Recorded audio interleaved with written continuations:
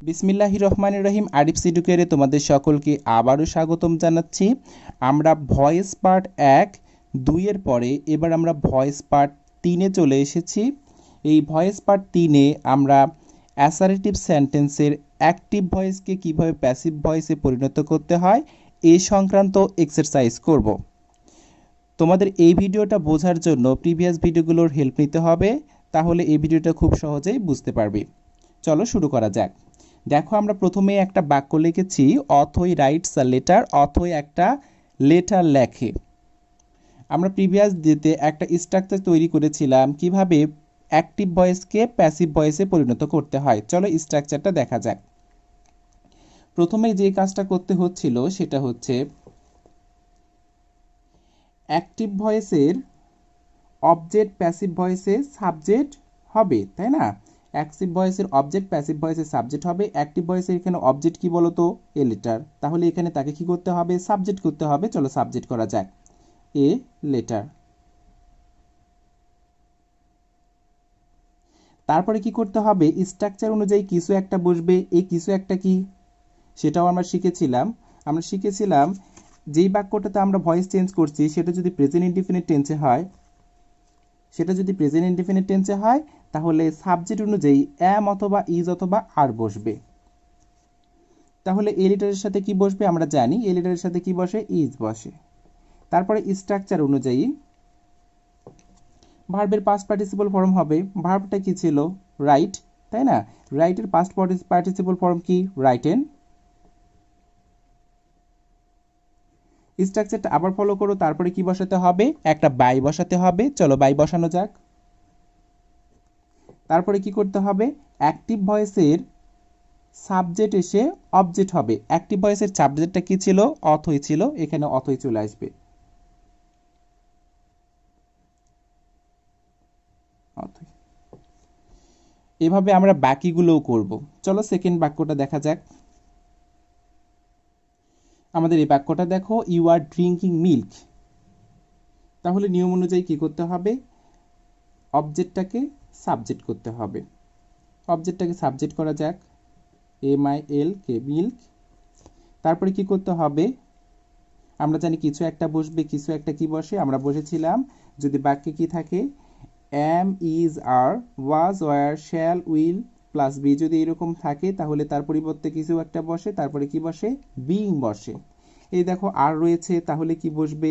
এখানেও এরকম একটা কিছু বসবে, এম, ইজ অথবা আর বসবে, তাই না? এখন মিল্কের সাথে কি বসে? আমরা জানি মিল্কের সাথে ইজ বসে, ইজ বসালাম। তারপরে কি হবে? আমরা জানি স্ট্রাকচার অনুযায়ী ভার্বের পাস্ট পার্টিসিপল ফর্ম হবে। পাস্ট পার্টিসিপল ফর্ম কি? ট্রাঙ্ক।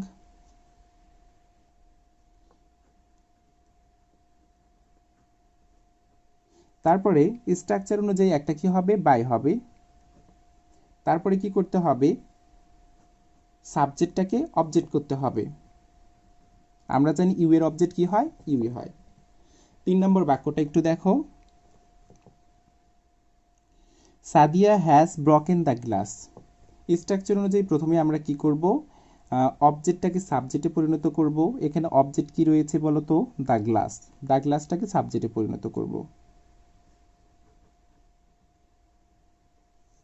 The glass. তারপরে দেখো এখানে রয়েছে হ্যাজ, তাই না?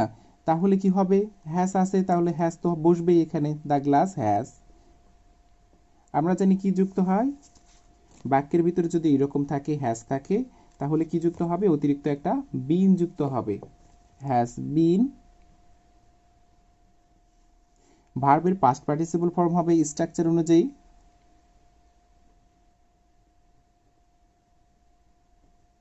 তারপরে কি করতে হবে? প্রিপোজিশন বসাতে হবে। তারপরে কি করতে হবে? যে সাবজেক্টটা ছিল সেটাকে অবজেক্টে পরিণত করতে হবে। সাবজেক্টটা এসে কি হয়ে যাবে?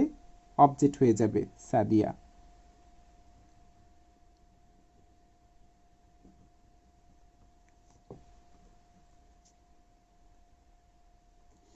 আহসিনা হেল্পড হিম। প্রতিটা বাক্যের মতো এটাও কি করতে হবে? প্রথমে অবজেক্টটাকে সাবজেক্ট করতে হবে। এই বাক্যে অবজেক্ট কি বলতো? তোমাদের যাদের অবজেক্ট নির্ণয় করতে অসুবিধা হয় তারা অবশ্যই আমাদের প্রথম ভিডিওটা দেখে নেবে, যেখানে শেখানো হয়েছিল একটা বাক্য থেকে কিভাবে সাবজেক্ট, ভার্ব, অবজেক্ট, অ্যাডভার্ব, অ্যাডজেক্টিভকে নির্ণয় করা যায়। তবুও এই ভিডিওতে তোমাদের একটু দেখিয়ে দিচ্ছি, সেটা হচ্ছে ভার্বকে আমরা কি অথবা কাকে দিয়ে প্রশ্ন করব, কি দিয়ে অথবা কাকে দিয়ে প্রশ্ন করলে আমরা অবজেক্টটা পেয়ে যাব। দেখো, সাহায্য করা হচ্ছে ভার্ব। কাকে সাহায্য করেছিল তুমি যদি প্রশ্ন করো তাহলে অনায়াসে উত্তর পেয়ে যাবা, হিম তাকে সাহায্য করেছিল, তাই হিমটা হচ্ছে অবজেক্ট। এভাবে আমরা অবজেক্টকে নির্ণয় করি। এখন হিমটা তাহলে সামনে নিয়ে আসো। হিম সামনে আসলে কি হবে? আমরা জানি হিমের সাবজেক্টিভ ফর্ম হচ্ছে হি।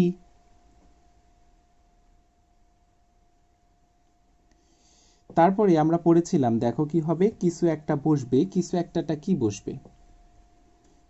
কিছু একটার হিসাবে আমরা একটা চিরকুট দিয়েছিলাম, আমরা কিছু নিয়ম লিখে দিয়েছিলাম, বলেছিলাম সেখানে যদি পাস্ট ইনডিফিনিট টেন্স থাকে তাহলে ওয়াজ অথবা ওয়ার হয়। দেখো, এটা পাস্ট ইনডিফিনিট টেন্স রয়েছে, তাহলে ওয়াজ অথবা ওয়ার বসবে। হি এর সাথে আমরা জানি সবসময় কি হয়, ওয়াজ হয়। তারপরে কি হয় দেখো তো, স্ট্রাকচার অনুযায়ী ভার্বের পাস্ট পার্টিসিপল ফর্ম হবে। ভার্বের পাস্ট পার্টিসিপল ফর্ম হেল্পড, এর পাস্ট পার্টিসিপল ফর্ম হেল্পি। তারপরে স্ট্রাকচার অনুযায়ী একটা কি হবে, প্রিপোজিশন হবে। তারপরে কি করতে হবে, সাবজেক্টটাকে অবজেক্ট করতে হবে।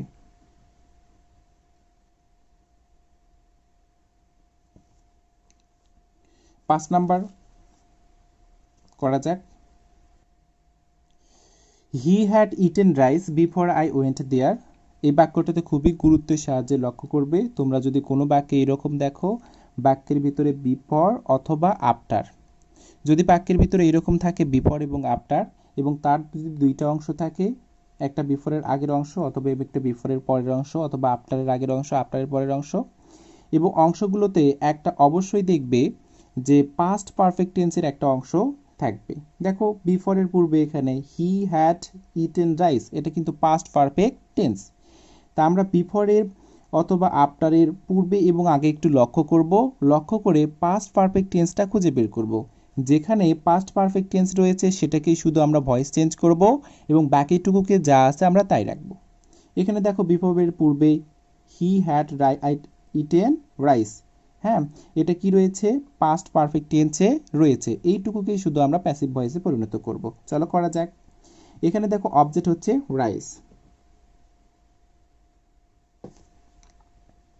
রাইসের সাথে দেখো, এখানে দেখতে পাচ্ছি আমরা হ্যাড, এখানে দেখতে পাচ্ছি আমরা হ্যাড কিছু একটা হিসেবে, তাহলে কি হবে বলো তো? হ্যাড থাকলে আমরা জানি কি হয়, একটা অতিরিক্ত বিন যোগ করতে হয়, তাই না? রাইস হ্যাড বিন, ভার্বের পাস্ট পার্টিসিপল ফর্ম হবে ইটেন বাই হিম। তারপরে দেখো, আমরা বলেছিলাম যা আছে তাই লিখব। বিফোর আই ওয়েন্ট দেয়ার,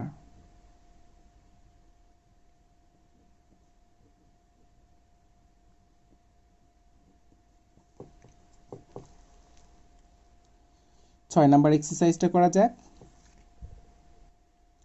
এই বাক্যটা লক্ষ্য করো, they made the planks after they had cut the trees.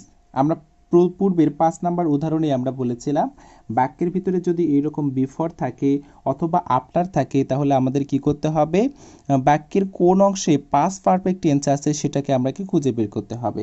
তুমি যদি এই বাক্যে দেখো, এখানে কি রয়েছে, আফটার রয়েছে, হ্যাঁ, after they made the planks, এটা কিন্তু পাস্ট পারফেক্ট টেন্স নয়। আফটারের পরে দেখা যাক they had cut the trees, এটা কিন্তু পাস্ট পারফেক্ট টেন্স। আমরা বলেছিলাম বিফোর এবং আফটার যদি থাকে তাহলে তার আগে পরে একটু দেখব, এবং যেখানে পাস্ট পারফেক্ট টেন্স থাকে সেটাকেই শুধু চেঞ্জ করব আর এবং বাকিটুকুকে সেম রেখে দেব। তাহলে এখানে এইটুকুকে কি রাখতে হবে, সেম রাখতে হবে।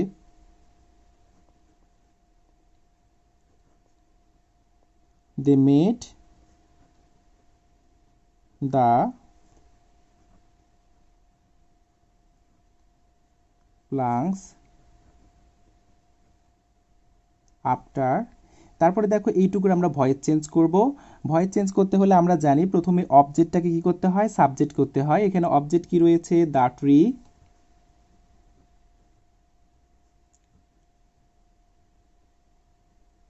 দ্য ট্রি, তাই না?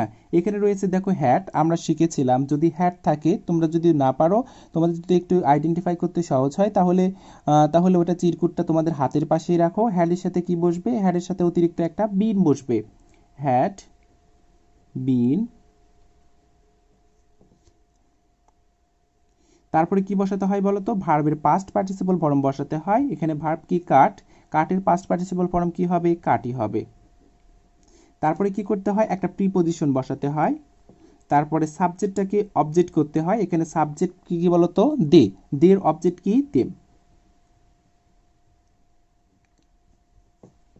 আশা করি বিফোর এবং আফটার যদি বাক্যের ভিতরে থাকে তাহলে তোমরা নিশ্চয়ই বুঝতে পারবে, এবং যে অংশে পাস্ট পারফেক্ট টেন্স থাকবে সেইটুকুকেই চেঞ্জ করবে এবং অবশিষ্ট অংশকে সেম রাখবে।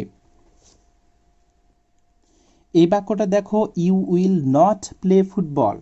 হ্যাঁ, প্রতিটা বাক্যের মতো এটাও কি করব? অবজেক্টটাকে সাবজেক্ট করব। এখানে অবজেক্ট হচ্ছে ফুটবল, তো ফুটবলটাকে সাবজেক্ট করো।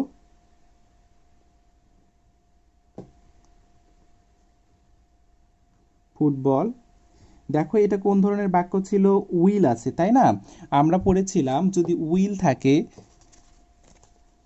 Can, could, shall, should, will, would, may, might, তারপরে কি যুক্ত হবে? একটা বি যুক্ত হবে, তাই না?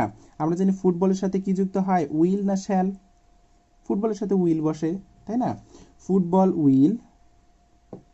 তারপর একটা কি বসবে? বি। তারপরে কি যুক্ত হবে বলো তো? ভার্বের পাস্ট পার্টিসিপল ফর্ম, তাই না? ভার্ব কি? প্লে। প্লের পাস্ট পার্টিসিপল ফর্ম কি? প্লেইট।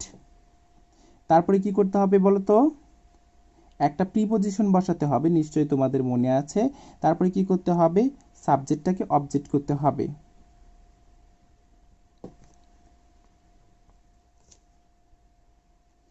এই বাক্যটাতে কিন্তু একটা নট ছিল, তাই না? তাহলে নটটা তুমি কোথায় বসাবে? ফুটবল উইল, উইলের পরে বসাবে নট। এরকম যদি বাক্যগুলোতে নট থাকে তাহলে অবশ্যই সাহায্যকারী ভার্ব যেটা থাকবে তারপরে নট বসাতে হবে। তারপর 8 নম্বর বাক্যটা দেখো, প্রতিটা বাক্যের মতো এটাও কি করব? অবজেক্টটাকে সাবজেক্ট করব। অবজেক্টটা হচ্ছে রাইস। তারপরে কি করতে হবে? আমরা জানি শ্যাল বি থাকলে কি করতে হয়? চিরকুটটা দেখাতে হবে না? তোমাদের মনে আছে? চলো দেখাই আর একটু সেই চিরকুটটা। দেখো,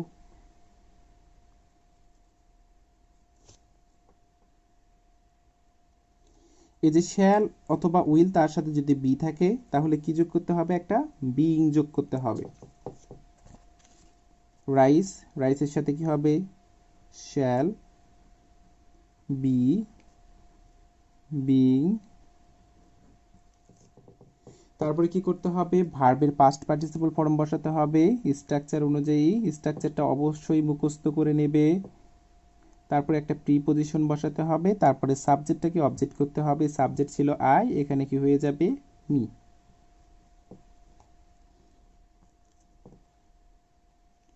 এই বাক্যটা লক্ষ্য করো, হি টিচেস আস ইংলিশ। প্রথমে কি করব? আমরা অবজেক্টটাকে সাবজেক্টে পরিণত করব, কিন্তু সমস্যা হচ্ছে কি এখানে অবজেক্ট রয়েছে দুইটা। কিভাবে বুঝবো? টিচেস মানে দেখো শিক্ষা দেওয়া। আমরা আগেই পড়েছিলাম ভার্বকে কি অথবা কাকে দিয়ে প্রশ্ন করে অবজেক্ট পাওয়া যায়। এখানে ভার্বটা কি ছিল বলতো? শিক্ষা দেওয়া, তাই না? কি শিক্ষা দেয়? উত্তরটা কি আসতেছে? ইংলিশ। তার মানে ইংলিশ একটা অবজেক্ট। কাকে শিক্ষা দেয়? আমাদেরকে শিক্ষা দেয়। আমাদেরও একটা কি? অবজেক্ট। এরকম বাক্য যেখানে দুইটা অবজেক্ট থাকবে সেটাকে ডাবল অবজেক্ট যুক্ত বাক্য বলা হয়। এবং সেখানে তুমি কোনটাকে সাবজেক্ট বানাবে? তুমি যে কোনোটাকে সাবজেক্ট বানিয়ে করতে পারো, তবে যদি ব্যক্তিবাচক সাবজেক্ট থাকে তবে তাকে প্রায়োরিটি দেওয়াটা সবচেয়ে বেশি বুদ্ধিমানের কাজ। দেখো দুইটার ভিতরে ব্যক্তিবাচক কি রয়েছে? আজ রয়েছে। আজকে আমরা প্রায়োরিটি দিতে পারি। আজকে তুমি যদি সাবজেক্ট করো তাহলে কি হবে? আমরা জানি উই হচ্ছে সাবজেক্টিভ ফর্ম, আজ হচ্ছে অবজেক্টিভ ফর্ম। আজকে যদি সাবজেক্ট নিয়ে আসি কি হয়ে যাবে? উই হয়ে যাবে। আজকে সাবজেক্ট বানালাম, তাহলে কি হবে? উই। তারপরে দেখো এটা কোন ধরনের বাক্য ছিল? Present indefinite tense. আমরা জানি প্রেজেন্ট ইনডিফিনিট টেন্স যখন থাকে তখন অ্যাম, ইজ অথবা আর হয়। কিন্তু অ্যাম, ইজ, আর এর মধ্যে কোনটা হবে? উই এর সাথে যেটা স্যুট করে সেটা হবে। উই এর সাথে কি স্যুট করে? উই এর সাথে আর স্যুট করে, তাই আর লিখবো। We are. তারপরে আমরা জানি ভার্বের কি হয়, পাস্ট পার্টিসিপল ফর্ম হয়, টিস এর পাস্ট পার্টিসিপল ফর্ম টট।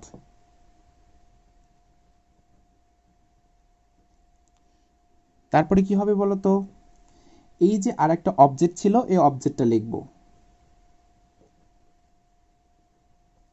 তারপরে কি করতে হবে, স্ট্রাকচার অনুযায়ী একটা বাই লিখতে হবে। তারপরে সাবজেক্টটাকে অবজেক্ট করতে হবে, এখানে হি ছিল সাবজেক্ট, তার অবজেক্ট কি হবে, হিম।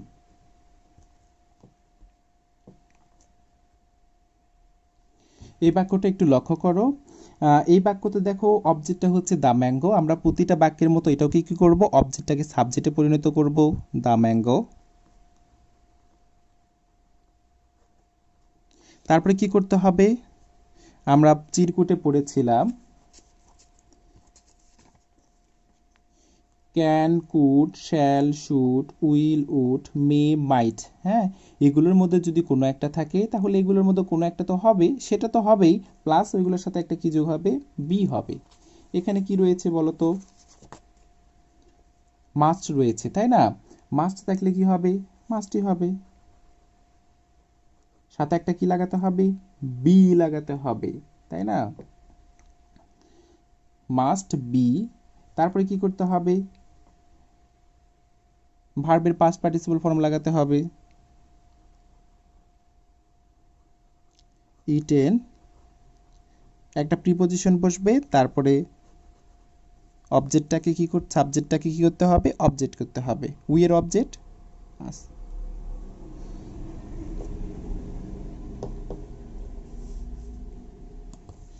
আশা করি আজকের ভিডিওটা তোমাদের সকলের ভালো লেগেছে। তোমরা এগুলো বাড়িতে আরও বেশি বেশি প্র্যাকটিস করবে।